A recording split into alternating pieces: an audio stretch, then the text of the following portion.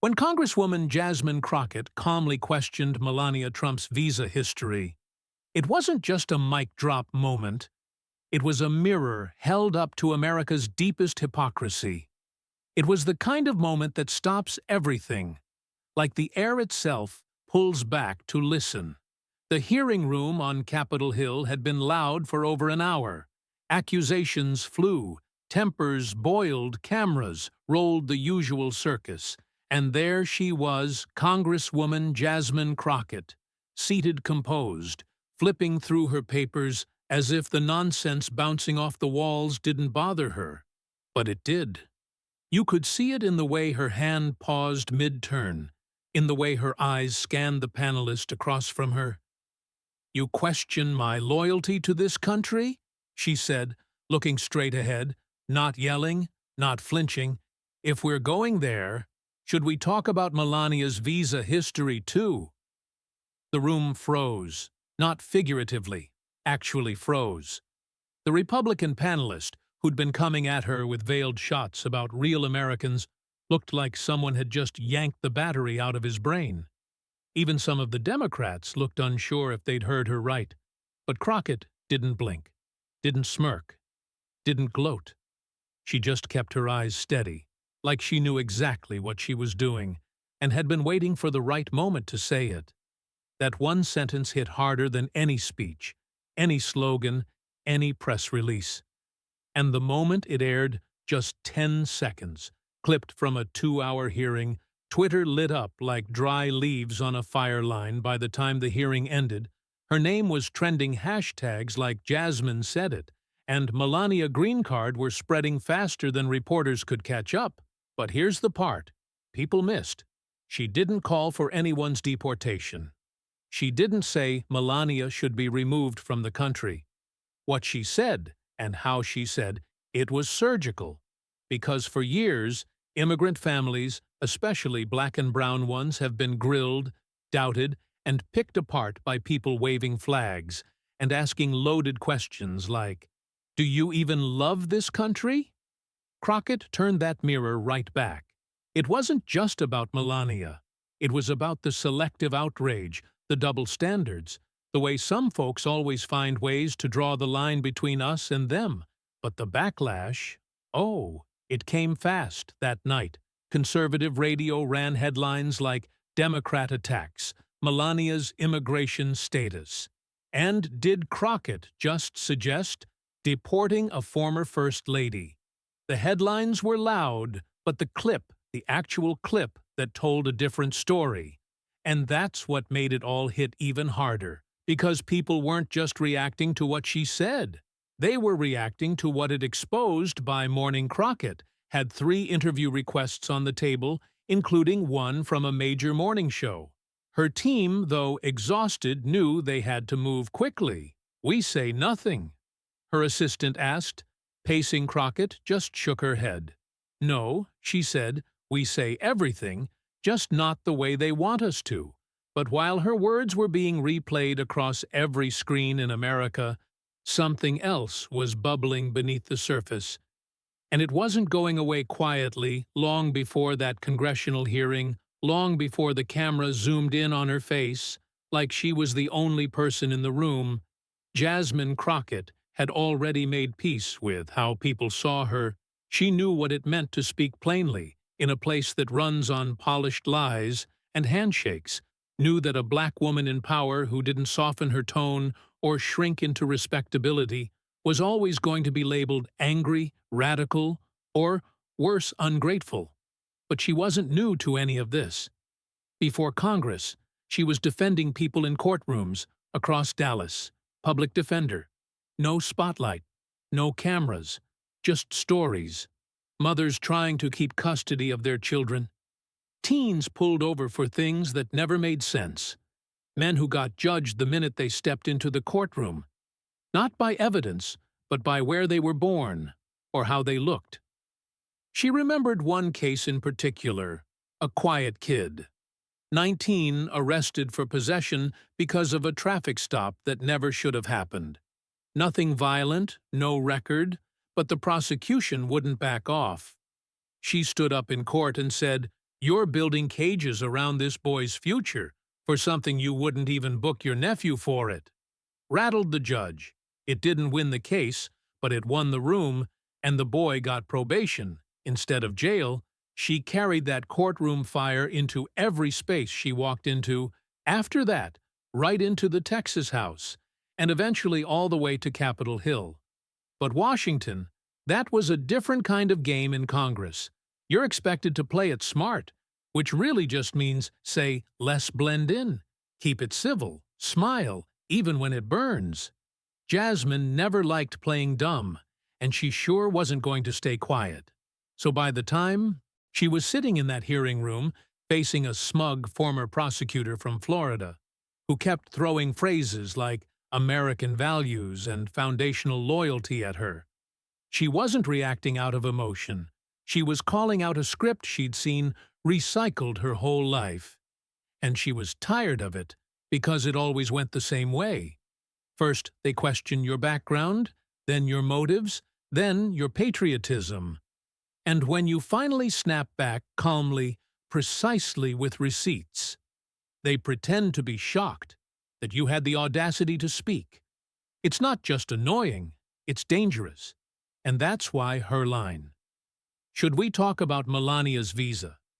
History, too, wasn't pulled from nowhere. It was built on years of watching double standards flourish in broad daylight. Let's be real, Melania. Trump's immigration path had always been murky. The modeling visas, the dates that didn't add up, the quiet questions about green cards work, authorizations and sponsor signatures that were never really answered. But it never mattered, because she married the right man, had the right accent, wore the right shoes, and Jasmine Crockett, she had the nerve to point that out, not as gossip, not as a smear, but as a cold, undeniable comparison, one that hit too close for some people. That's why the pushback came so quick, why the headlines twisted her words before the sentence was even finished. But Crockett didn't blink, because she wasn't improvising. She was building off a lifetime of moments where people like her were asked to show papers, justify their accents, prove they were from here. So, no, that hearing wasn't her going rogue. It was her refusing to let one more lie about loyalty go unchecked. But outside that hearing room, another storm was building, and it had Trump's fingerprints all over it. By sunset, Jasmine Crockett's name was everywhere. And Donald Trump noticed the first post hit, Truth Social, just before 10 p.m. It was written in all caps, as if the keyboard itself had been screaming disgusting attack on Melania. Jasmine Crockett should be ashamed of herself. She should apologize to the First Lady immediately. Then another. These people hate America. They hate success. They hate beauty. They want to cancel patriots and protect criminals. Melania came here legally. Crocker is a nobody looking for ratings. The reactions poured in like fuel on a fire. Some people already looking for someone to blame for everything wrong with their lives clung to Trump's words like gospel. They didn't even bother watching the clip. They didn't care what was actually said. The headline was enough. And suddenly, Jasmine's name wasn't just trending. It was attached to words like traitor racist. And UN American cable news jumped in, too. By midnight, her face was flashing across 3 different networks, each one running their own version of what happened. Some showed the clip. Others showed a screenshot and quoted the line out of context, making it sound like Crockett had personally marched into the East Wing and demanded Melania's deportation. Her phone was vibrating, non-stop, texts, calls, mentions, hate, messages, death threats. And some people, the ones who knew better, started asking, "Are you okay?" But she wasn't rattled because Crockett knew what Trump was doing. It was his favorite play: spin outrage into distraction, throw red meat to the base, and never address the original point. The irony, his post didn't defend Melania's immigration record. He didn't correct anything. Jasmine said He just reacted loud, angry, emotional, and counted on everyone else to do the rest. Her chief of staff, Lane Robbins, was still in the office when it dropped here. "We go," Lane muttered, watching the flood of headlines come in. Jasmine walked in, holding a mug of chamomile tea, as calm as ever. "Melania is trending under Ted Einstein visa," she said, raising an eyebrow. "I didn't even start that." One Lane cracked, a half smile. "You know, they're going to try to drag you for this." "They've been trying," she said, settling into the chair. "Now they just have better lighting." She didn't post anything that night, didn't respond to Trump, didn't throw a counterpunch. Instead, her team uploaded the full uncut video of the hearing to her official YouTube channel. No edits, no commentary, just the footage, her tone, her words, her receipts. The truth uninterrupted within an hour. It had over 800,000 views. People weren't just watching. They were studying, dissecting, sharing it with captions like, "Watch the whole thing," "She didn't lie," and "Funny how they can dish it, but can't take it." Meanwhile, Trump kept posting like clockwork every few hours, each post angrier than the last. Some of them didn't even mention Jasmine by name anymore. They just threw around phrases like radical left race baiters, America haters. But it wasn't working the way it used to, because this time people were asking questions, some of them uncomfortable, like, why is a black congresswoman getting called a racist for pointing out a fact? Or why doesn't anyone talk about Melania's immigration record, or the hardest one? Why do the rules only seem to apply to some of us? Even a few conservative commentators, the ones who still pretended to care about integrity, admitted that Crockett hadn't lied. She hadn't even insulted Melania, she'd just asked a question, and that scared people more than any insult ever could. But while the internet was busy throwing punches, something else was happening. Something you wouldn't see in the headlines, but was about to change everything by sunrise. Crockett's clip had crossed state lines, not just in views but in tone. Local stations in places like Fresno, Tulsa, and Dayton began replaying the footage, then asking a simple question, was she wrong? And that was the problem for her critics. She hadn't made anything up. She hadn't yelled. She hadn't insulted. She asked the question calmly, directly, with a tone that was impossible to misquote. And now millions of people were watching that clip and coming to their own conclusions by 9 a.m. She was booked for 2 national interviews, one with MSNBC, the other with CBS Mornings. She chose CBS first. Her team met at a small studio just off Connecticut Avenue. Avenue Hair Makeup, Mike, as they prepped, Lane scrolled through the headlines, reading a few out loud. Crockett's swipe at Melania, "Stirs national debate, that one's fair," she said. But then, you've got, "Is this what decency looks like now?" from the Sentinel, and my personal favorite, "Congresswoman weaponizes immigration history in political ambush." Jasmine raised a brow. Ambush. I asked a question, the same kind they ask folks who look like me every damn day. The anchor on CBS, Elaine Truitt, went straight in. "Congresswoman, you've been accused of attacking the former First Lady. Do you think your remarks went too far?" Jasmine didn't flinch. She leaned forward, eyes steady. "I think it's fascinating how asking a question about fairness suddenly gets labeled as an attack. What I said wasn't wild. What's wild is that people are more upset about me saying it than about the double standards it exposes." Truitt nodded slowly. "You're saying this wasn't personal?" "I don't know, Melania. I don't wish her harm. But if we're going to keep pretending that this country treats everyone the same, then we need to be honest. Some folks are allowed to stumble through the process and still be celebrated. Others get one technicality wrong and end up in deportation court. That clip, just 40 seconds, was reposted over 4 million times. Meanwhile, the usual suspects on cable news fumed. One anchor on Patriot Channel News called her a bitter woman with a vendetta. Another said she hated traditional American families, but the damage wasn't sticking. People were watching her speak, watching the way she carried herself, and realizing something that even her enemies didn't want to admit. She wasn't wrong at the same time. Twitter was in full rebellion mode. Young immigrants were posting their own stories with the hashtag #IamJasmine. Stories of having to prove over and over again that they belonged, of being pulled out of lines, asked more questions, held longer, doubted, louder. One user wrote, "My mom was nearly deported for a typo in her paperwork, but Melania, she got a modeling visa renewed." How many times Jasmine said what needed to be said. Still, the backlash was real. Her team had to lock down the office email after it was hit with thousands of hate messages. Some were just angry. Others were violent. One message read, "Keep your mouth shut, or we'll do it for her." Lane flagged that one for the FBI, but Crockett didn't back down later that afternoon.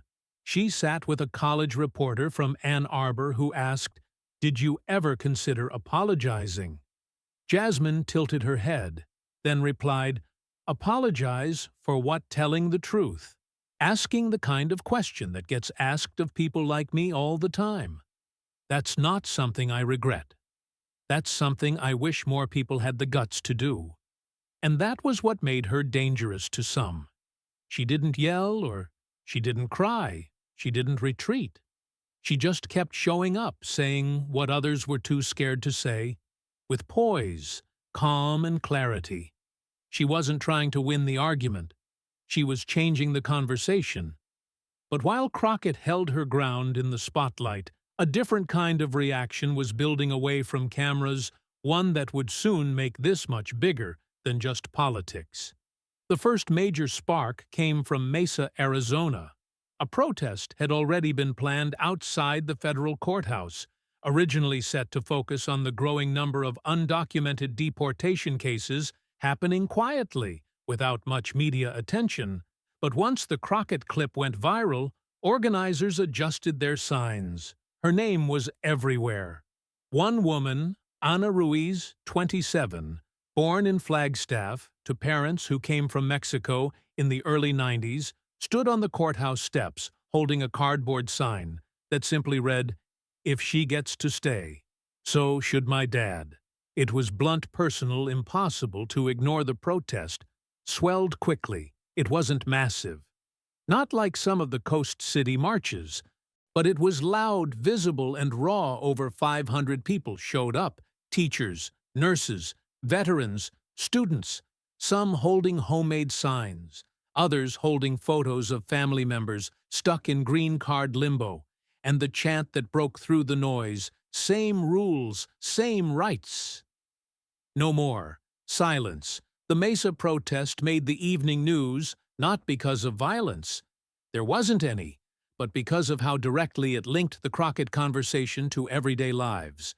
Suddenly, this wasn't about politics anymore. It was about families, about fairness, about the two sets of rules everyone had been pretending didn't exist, even in places you wouldn't expect, like Shreveport, Louisiana, or Lincoln, Nebraska, small town halls filled with chatter about the Crockett moment.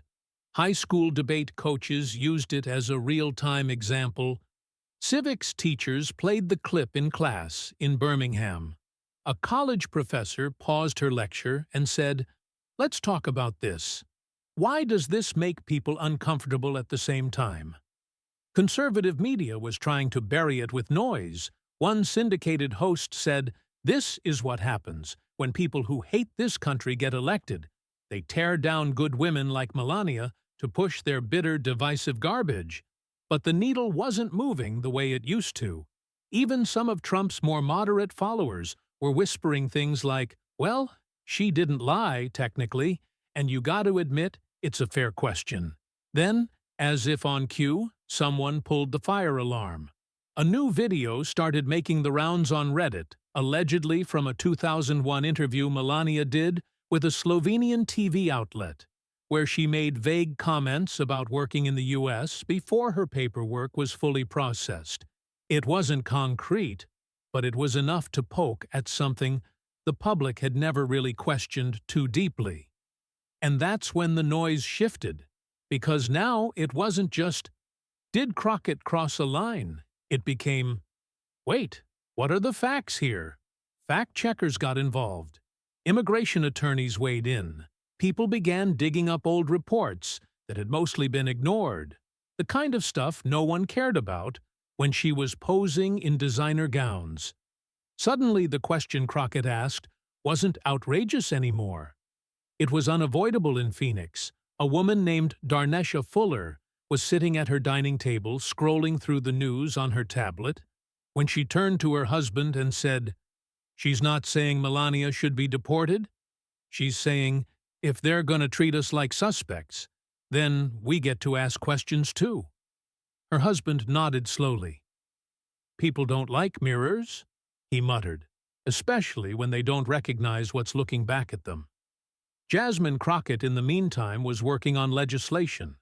Not a flashy bill, not anything the cameras would love, but a quiet amendment that would require full transparency from high-profile immigration applicants.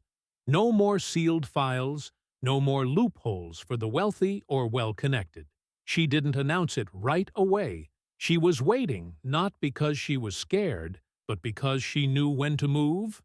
But while Crockett was preparing for the next chapter, someone from the past was about to reappear and bring with them something no one saw coming. The threats were getting darker.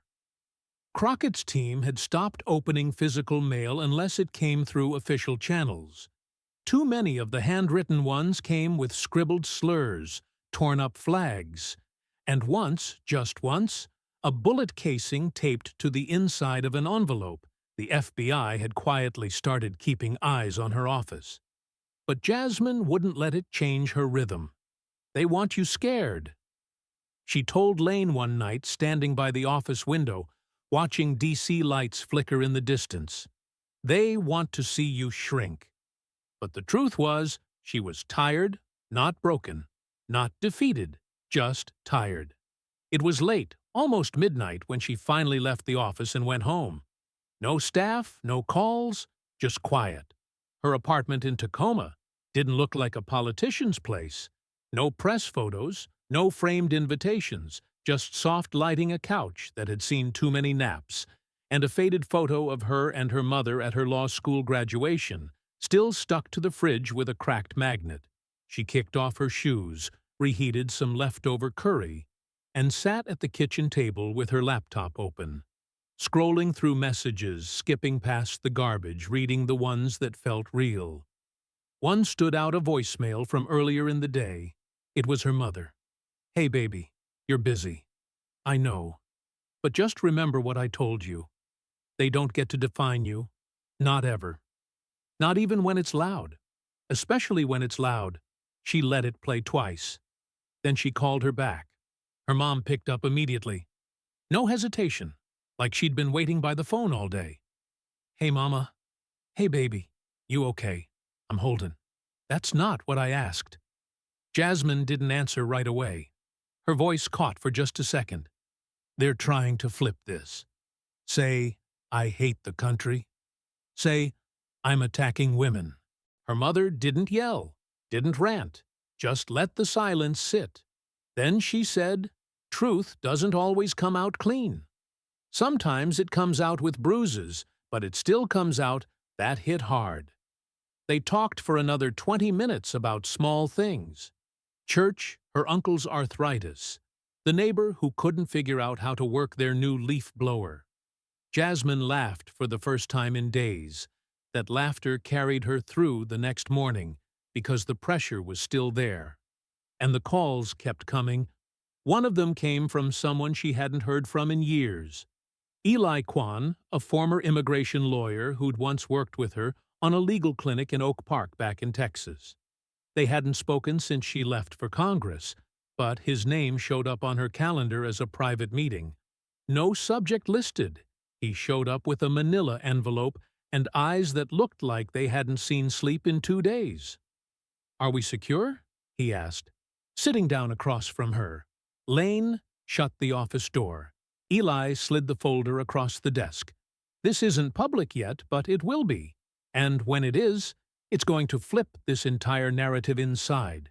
We're scanned documents, old ones, immigration filings, correspondence notes from Melania, Trump's early 2 visa applications.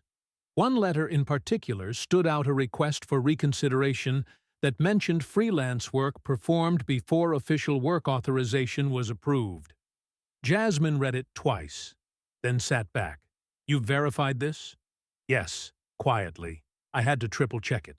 I've been sitting on it for weeks. But now it matters." Lane stared at the folder like it was ticking. "Why give it to me?" Eli exhaled. "Because you didn't lie, and because you're the only one saying the quiet part out loud." Jasmine closed the folder gently. Her hands didn't tremble. Her voice didn't rise. She just said, "Okay, let's get ready." But while they prepared to drop what could shake the entire conversation, someone else, someone unexpected, was watching the same headlines and about to make their voice heard. They came in waves. Not politicians, not pundits, but people, everyday folks, who'd had enough of the noise, who saw something in Jasmine Crockett's question that felt personal, honest, familiar. The first voice came from El Paso. A young teacher named Marisol Jimenez posted a short video on Instagram. No background music, no fancy edits. Just her standing in front of a whiteboard, still covered in lesson notes. "I'm not here to talk about parties," she said. "But I will say this. I've had to explain to my third graders why their parents have to carry certain papers with them everywhere, and those same third graders watched adults get mad because someone questioned how a white European woman came here." Think about that. The clip exploded, over 3 million views in a weekend. Comments poured in, teachers, students, parents, all of them echoing the same feeling. The system doesn't apply equally, and when someone finally says it out loud, they're painted as the problem in Minneapolis. A former Army veteran named Andre Culvin Black, 58, full beard slow speaker, uploaded a video from his backyard. Birds chirped in the distance as he sat on a plastic lawn chair holding a glass of iced tea. "I served this country," he said, voice steady. "Twice, and I still get asked where I'm really from. I don't know this Congresswoman personally, but she asked a question I've been biting my tongue on for years. If that makes her un-American, what does that make me?" Then came the youth college students in Sacramento, staged a sit-in, not loud, not angry, just sitting, each one holding signs with only questions written on them: who gets to belong? Why do papers matter more for some? What if she was right? Photos of the sit-in hit Twitter, then TikTok, then the New York Times at a barbershop in Montgomery County, Pennsylvania. An older man named Harold Sims was cutting hair when a customer asked him if he'd seen the Jasmine stuff. Harold paused mid-fade and said, "She didn't say anything. I haven't said 'right here' 100 times. Only difference is she said it in front of a camera." The barbershop fell quiet. Then someone mumbled, "Yeah, but she said it better." It wasn't just praise, it was clarity. People weren't rallying around her because she yelled, they were rallying because she didn't. Because in a world full of noise, someone asking a calm, precise question hit harder than any slogan. And quietly, almost too quietly, Crockett's approval numbers began to rise. Independents, young voters, second-generation immigrants, even a sliver of moderate conservatives. Not all of them agreed with her politics, but they respected the way she handled herself. No name-calling, no spin, just facts delivered with backbone. One newspaper in Toledo ran a Sunday op-ed titled "The Question Heard Round the Country." The writer, a 60-year-old pastor, wrote, We can argue about tone, we can argue about timing, but what we can't argue with is the truth. The only reason that question shook so many people is because deep down, they already knew the answer. Meanwhile, Jasmine kept moving. She didn't ride the wave. She didn't tweet victory laps. She spent the week visiting schools, veterans centers, and sitting in on immigration hearings without cameras. She showed up, that was her statement, and yet behind all the public support, there were whispers. Big ones, because when the documents from Eli Kwan's folder finally began circulating, carefully leaked through credible journalists and verified by legal analysts, the conversation tilted again. Reporters started asking, if this paperwork is real, why hasn't it ever been addressed? Former Homeland Security staff refused to comment. The Trump team issued a vague statement about misinformation, but the document scans were clear. Dates didn't match declarations, contradicted filings. It wasn't a smoking gun. Not quite, but it was smoke, real smoke. And once smoke starts rising, people look for fire. But before the blaze could spread, someone even closer to Melania was about to speak. And what she'd say would flip everything upside down. She hadn't spoken publicly in over 5 years, not since leaving the administration, not even to promote her book. But on a gray Thursday morning out of nowhere, Melania Trump's former aide, a woman named Sonia Lavelle, appeared on a podcast called The Politic Room, hosted by former journalist Brian Voss. The episode was unannounced, no teaser, no warning, just Sonia's voice, quiet but deliberate. "I never thought I'd be doing this," she began. "But what I saw happen to Jasmine Crockett this week, it made me feel like silence was complicity." And just like that, the country's attention shifted again. Sonia had worked with Melania for years, personal scheduling, travel prep, PR coordination. She wasn't high profile. You wouldn't know her name, unless you read staff memos, but she was there, and she remembered everything. There were always questions, she said, about the visa timelines, about the work history. I remember once, back in 2001, Melania got really nervous after a magazine asked her about her modeling days. Before her green card came through, she said, "I don't want people going through my papers." And I remember thinking, why would they? The host leaned in. "Are you saying she admitted she wasn't legal at some point?" Sonia paused. "I'm saying the timeline doesn't add up. And we all knew it didn't. But no one wanted to be the one to say it out loud. That quote hit headlines within the hour, within a day. It was everywhere. CNN USA Today. Local papers from Reno to Tallahassee Crockett didn't respond immediately. She didn't have to. The story was rolling on its own. Now fact-checkers who had previously been cautious began publishing deeper dives. One from the Austin Ledger revealed that Melania's H-1B visa had specific work restrictions that, based on modeling job dates, may have been violated. The White House, back when she was First Lady, had brushed it off, called it a paperwork issue. But now, in this moment, that excuse didn't fly, because the country was already rethinking what fairness meant. When Crockett had asked the question, they called her divisive. Now that the answers were surfacing, people weren't so sure. And quietly, something else began happening.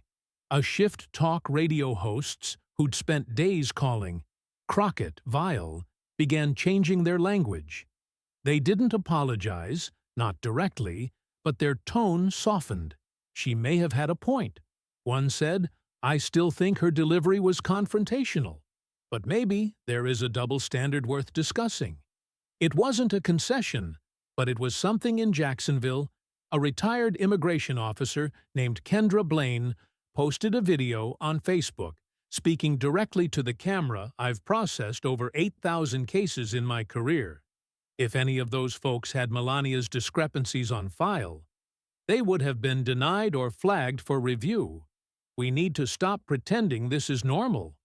Her post hit 2 million views. In 48 hours, the floodgates opened from there.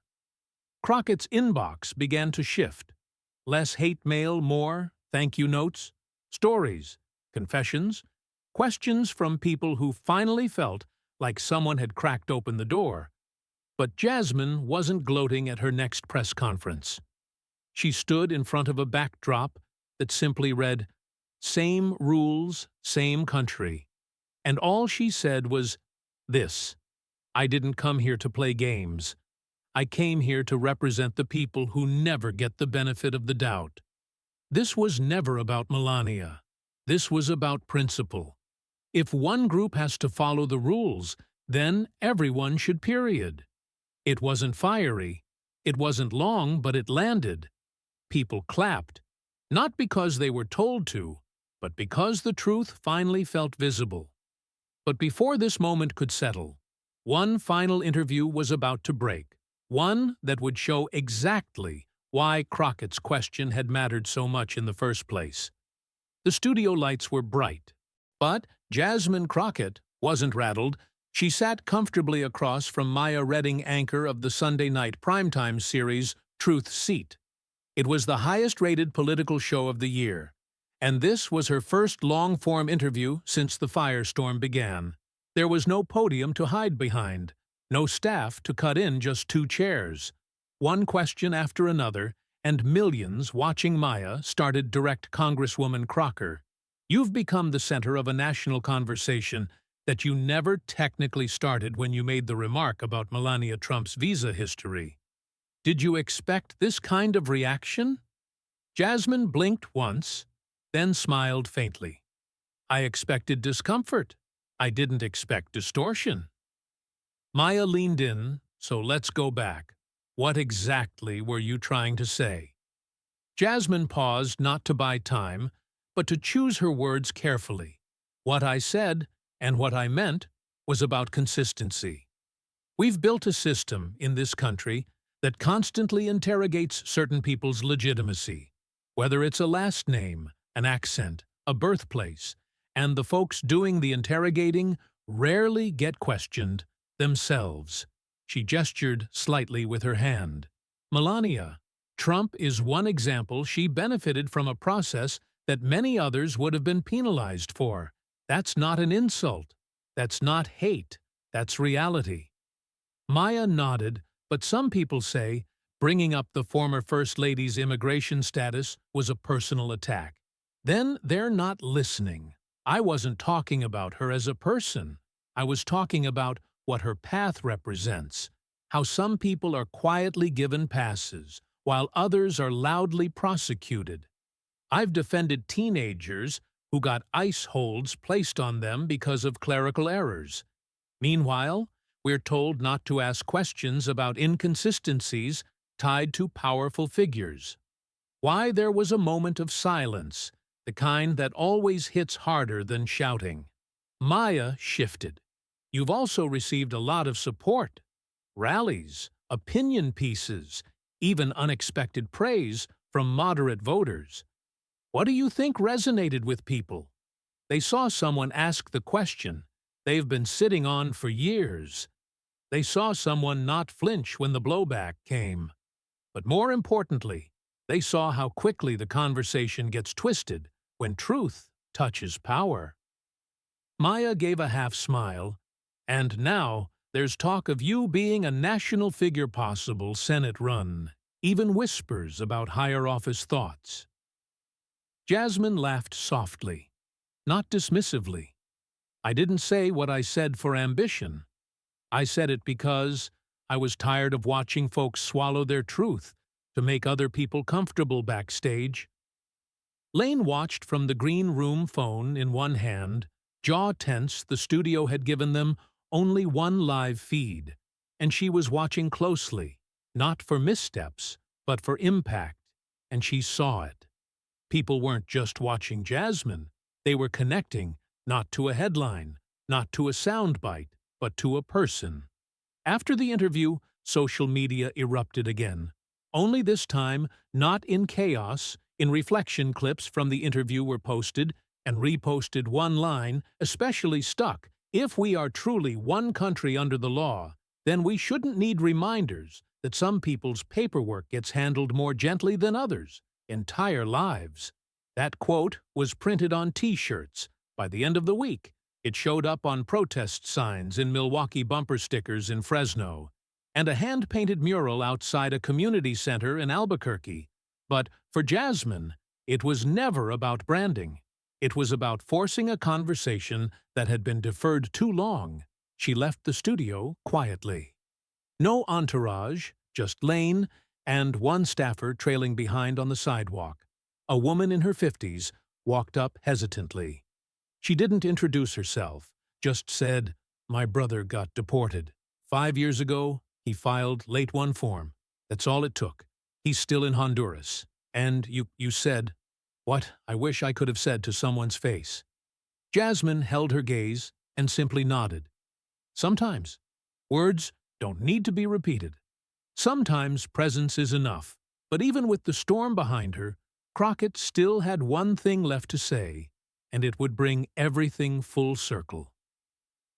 She stood at a small podium in Baltimore, Maryland, not at a glitzy fundraiser or high-profile gala, but in the gymnasium of Carver Vocational Technical High School. No teleprompter, no press swarm, just folding chairs, students, teachers, and a few reporters with notebooks.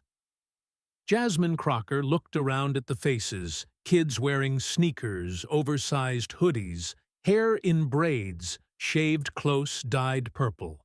These weren't political junkies. They weren't pundits. They were future voters.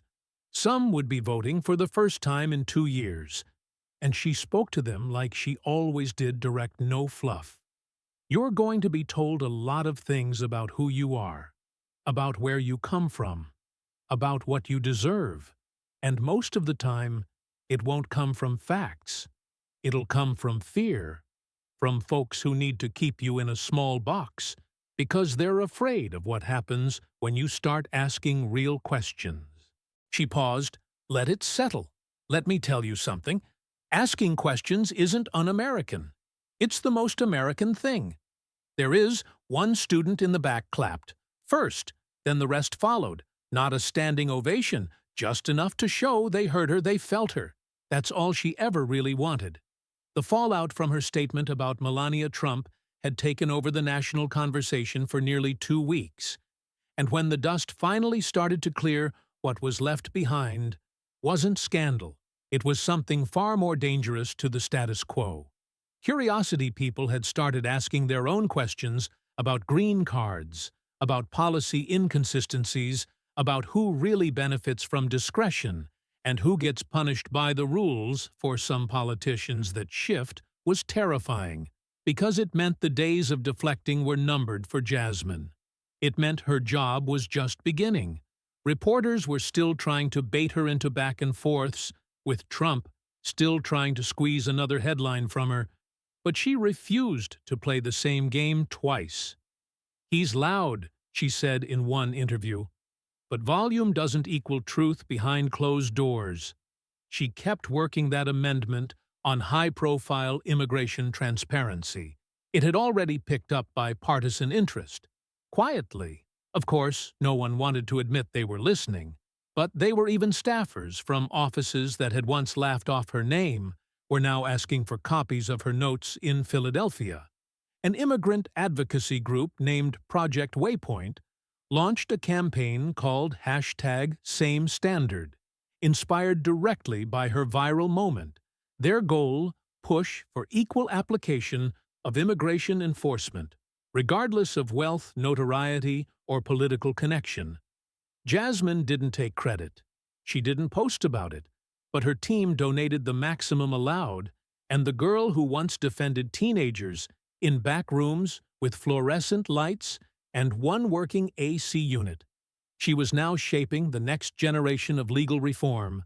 But more than that, she'd done something most lawmakers spend careers trying and failing to do. She told the truth clearly and stood by it even when it burned, especially when it burned.